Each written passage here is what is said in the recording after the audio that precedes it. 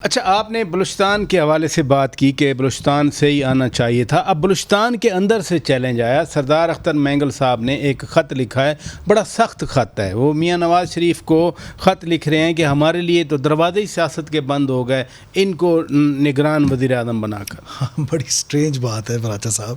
دیکھیں، سردار اختر مینگل صاحب ہمارے بزرگ ہیں، ہمارے لیے بڑے قابل احترام ہیں. انہوں نے ہمارے ہی پارٹی کے چیئرمین سینٹ پہ اعتراض نہیں کیا.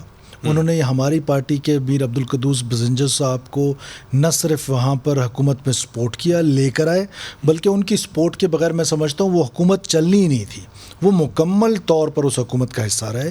پھر کولیشن پارٹنر رہے یہاں پر مرکز میں. ہم بھی کولیشن پارٹنر تھے اس حکومت کے، وہ بھی کولیشن پارٹنر تھے.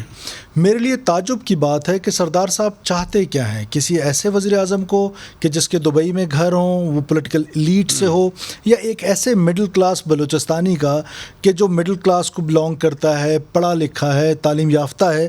تو میرا خیال ہے کہ ان کو نظر ثانی کرنی چاہیے. اور اگر یہ پولیٹیکل سلوگن کے طور پہ لے رہے ہیں تو پھر ان کی چوائس ہے. ادروائز میں سمجھتا ہوں کہ یہ اپنی ہی باتوں پہ کانٹرڈکٹ کر رہے ہیں. جہاں پر وہ چیئرمین سینٹ باپ سے ہے، اس پر وہ ایگری بھی ہیں، ان کو سپورٹ بھی کرتے رہے ہیں اور ان کا ویلکم بھی کیا انہوں نے. سملرلی قدوس بزنجر صاحب کو انہوں نے ویلکم کیا ہے، وہ بھی باپ سے تھے. تو اگر انوار اللہ کاکڑ صاحب کا بھی ماضی میں باپ سے تعلق رہا ہے تو میں سمجھتا ہوں کہ ان کو یہ سوٹ نہیں کرتا اس کیلیبر کے آدمی کو کہ وہ ان پر اعتراض. آپ خود دہشت گردوں کے خلاف لڑتے رہے ہیں، آپ نے وہ جذبہ دکھایا ہے پاکستان کی سلامتی کا، تحفظ کا. یہی بات کاکڑ صاحب میں ہے، انوار اللہ کاکڑ صاحب میں. گوادر میں آج پھر واقعہ ہو گیا. یہ کتنا بڑا چیلنج فیس کرنا پڑے گا کاکڑ صاحب کو؟ ایک طرف سی پیک کی سیکیورٹی ہے، ایک طرف سی پیک پاکستان کا مستقبل ہے، اور پھر اس طرح کے واقعات. دیکھیں، اس میں تو کوئی دو رائے نہیں ہے کہ یہ ایک چیلنج ہے، اور یہ چیلنج جو ہے وہ پاکستانی قوم کو ایز اے قوم لینا پڑے گا.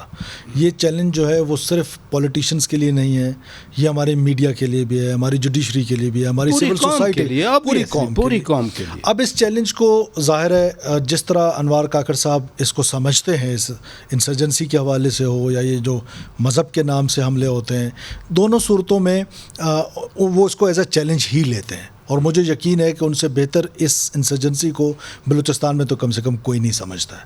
اور وہ اس کے حل کے لیے جہاں ان کی سوچ ہے کہ ڈائلاگ کو ایک آپشن دیا جانا چاہیے، ہمیشہ سے ان کی سوچ رہی ہے کہ اگر کوئی کانفلکٹ جو ہے وہ ڈائلاگ سے ریزالو ہوتا ہے تو سو بسم اللہ.